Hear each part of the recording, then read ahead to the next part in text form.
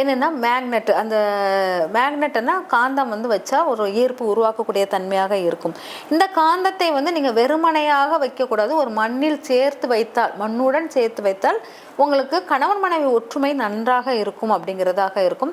கணவன் மனைவி ஒற்றுமை நன்றாக இருந்தால் தான் வீட்டின் மகிழ்ச்சிகள் சிறப்பாக இருக்கும் அப்படிங்கிறத எடுத்துக்கலாம். அதனால் கணவன் மனைவி உறவுக்கும் இந்த மேக்னெட் ரொம்ப முக்கியமானதாக இருக்கும்.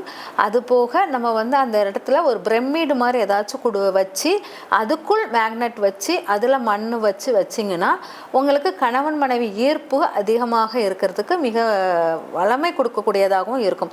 இது வரைக்கும் நான் சொன்ன பரிகாரங்கள் இந்த வாஸ்து விஷயத்தில் எந்த செவுத்தையும் எந்த கட்டிடத்தையும் இடிக்க தேவையே இல்லை. தேவையில்லாமல் இடித்து அது வந்து நம்ம தோஷத்தை எடுக்கக்கூடாது.